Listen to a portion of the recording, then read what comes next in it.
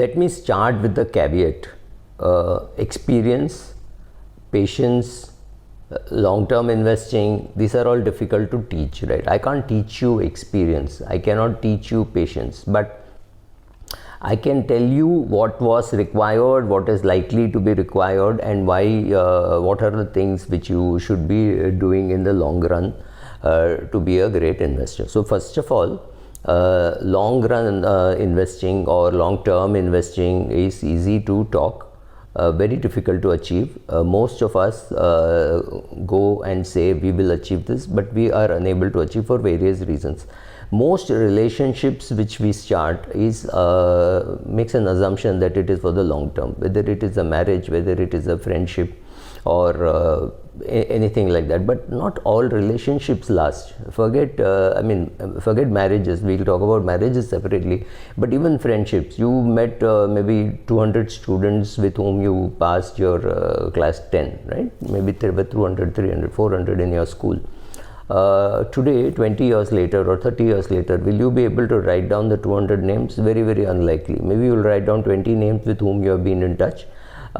Maybe you could write down another 20 names with whom you are not in touch, with whom you wish you were in touch, or another 20-30 names which you remember but with which you don't, with people with whom you don't want to be in touch. So at best you will do 40-50, not more, not nowhere near 200-400, and you will always justify saying I never knew 400 people were there and I never knew them even in school. That's fine, but it's not easy to do long-term relationship even in something like this. So marriages fail. Some marriages fail in 3 months, some fail in 30 years.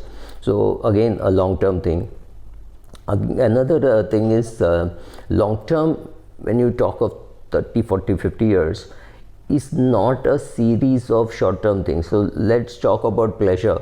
Short-term pleasure is eating a rasgulla maybe, right? So it's short-term pleasure.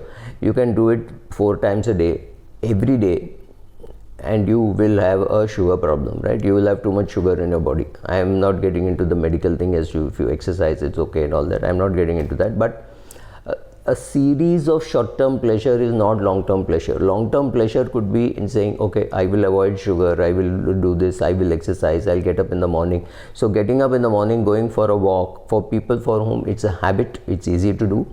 For some people it's like, oh my God, what a huge sacrifice I'm having to make, so they don't do, they can't do. And so a series of small-term pleasures is not equal to a long-term pleasure. So similarly, if you are an investor in the for the long run, you should not be looking at the daily losses that you're making because you think you could have sold and bought and things like that. All that is very tempting, but first of all, stop looking at the short-term fluctuation in your portfolio. Or even if you look at your portfolio, look at your portfolio not at individual shares. You've got share A which has gone up 20% and share B which has gone down 20%. On an average in your portfolio, you're fine because both are the same price, and you have the same price and the same quantity, or similar price and similar quantity. Then it is different. But if you keep looking at it on an hourly basis, weekly basis, monthly basis, and you don't have the self-control, chances are you will not be a good short-term, long-term investor. And you may not be a great short-term investor too, but you will definitely not be a good long-term investor. When you are into a long-term investing, the first thing I would suggest to people is to associate yourself with long-term investors. Go and read a Graham. Yes, things are very different from what Graham wrote. Go and read people who say you have to be in it for a long term. Look at read all long-term investment, which means read Fisher, Buffett, Graham, all of those people who have invested, Charlie Munger, who have invested in the long run. And don't look at too many YouTube advisors and people who are trying to teach you long-term investing. Long-term investing is a lot about patience and about recruiting a team which believes in that, including a wife who thinks that increasing net worth is a far greater pleasure than spending money and not putting enough money back into compounding. Yes, of course, you need to learn how to spend also, but the question is, if your wife thinks very differently from you, or if your investment advisor thinks very differently, your CA thinks very differently, your parents are influencing you, saying you don't know, in the long run we'll all be dead, why should you accumulate so much, let us spend, or things like that, then again you're in trouble. So you need an environment. So first of all, create an environment where everybody thinks like that. It's very difficult to make people understand that you can think very differently. For example, imagine a 6-year-old that telling his investment advisor, I'm not looking for better returns, I'm okay, I'm happy with the returns that I'm getting, I'm not looking to save tax, I'm okay paying the tax that it will incur. I realize that if I earn money in a poor country, I will have to pay a disproportionately higher tax. I can sit and crib about it, but then so all this is part of your long-term investing.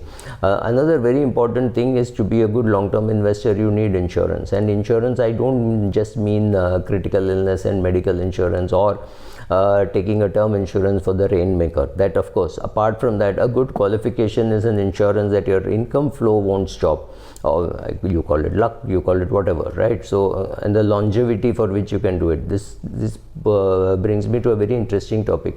I was just going through the career profile of Prem Chopra, a very famous Indian villain.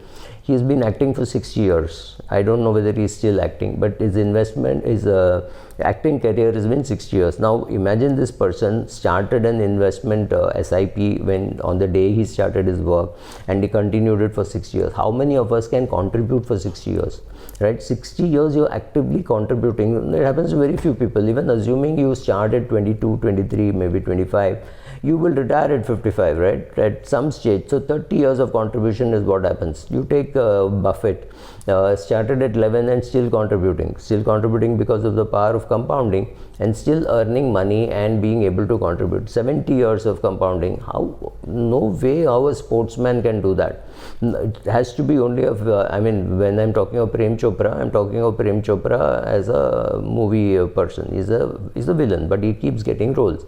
Now the question is, if you had if you were a cricketer, if you were a Sachin Tendulkar or Virat Kohli or anybody, Virat Kohli's career is even shorter than Sachin. He may have technically earned more money during that period, but the compounding effect for a Sachin Tendulkar will be longer. So you need to understand that longevity is very important in long-term investing, and it's very difficult to hold on, especially when there is, which brings us back to Rudyard Kipling's, when everybody else is losing their head, if you can keep your head, the world is yours, right? The world and everything in it, or something like that. I'm quoting from memory.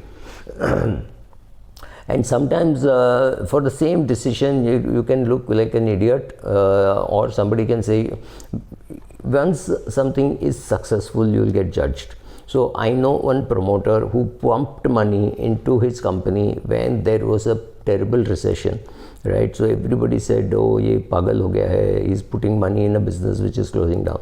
But after that, when the steel boom happened and he raked in so much money, people said, what a visionary. So that line between being stupid, being stubborn, not listening to people, and doing what you think is right, if it is successful, you will be called a visionary. If it is a failure, they'll say he's so stupid. He just does not listen to the advice given by so many advisors. The McKinseys of the world are all there to give you advice. Largely, they give you advice which is suitable to you. You will also understand that some share which you have bought, like I bought some share in say 1986. From 1986, I've seen it maybe fluctuate, but I've seen it here. I'm convinced that I will not be able to see the decline, or I will not be able to see the decline here. I will continue to think it is going up. If it comes down, I will pretend that it has not even come down. I'll say, oh, this is a temporary correction. Last quarter results were bad, or something like that. But if there is a change in the management, change in the culture, it's very difficult to know unless you're talking to the management on a regular basis, which really can't happen with all the companies in which you have invested, right? So when it starts to decline, even when the market starts to decline or anything like that happens, we may not even understand, because we are so invested in it. We may not be able to appreciate that it is the company is going down. So that quick cut off on a long-term position, on a 40-year position, to cut off It may not take 40 years, but it will not happen in 40 minutes, right? It will take time. It will not happen in 40 hours. It may take 2 months, 3 months, right? So 3 months would mean 12 weeks. It doesn't take 40 years, but it takes a long time. This could be a long time if the fall is going to be dramatic. It is also the question of how much of cash you keep. So this is very important, that the cash that you have should allow you to say, okay, in case there's an emergency, I have the cash available. That cash, don't look at return on that cash, doesn't matter. That cash is to give you comfort. You don't look for a return. I mean, I don't look for a return on this coat, I don't look for a return on this shirt, right? These are expenses, that's all. So similarly, cash is an expense. It looks very expensive when the market is booming, and you look like a genius when the market comes down. So that's important. So take the average what you are saving, because you have kept that cash, and that can be humongous. So understand why you have kept that cash. So have that focus. Once you have some of these things, and also be willing to, like I keep telling senior citizens or older people, that you have 3-4 buckets, right? When the markets are doing well, withdraw from your equity bucket. That's the best place to invest. So if you have bucket number 1 which has got a lot of liquid assets, bucket number 2 which has got some liquid assets but largely kept for growth, and bucket number 3 which is kept only for growth, and bucket number 4 which is kept for charities. We may not even bring it in. Bucket number 3 is the best place to withdraw when the market is doing well. When the market is doing badly, you withdraw from bucket number 1. So these things, these kind of flexibility from where to withdraw, and you say, oh, the market is down 10%, so let me stop withdrawing from bucket number 3, let me start withdrawing from bucket number 1. Making these switches, all this will go a long way in trying to build your portfolio, your equity portfolio in the long run. Thank you.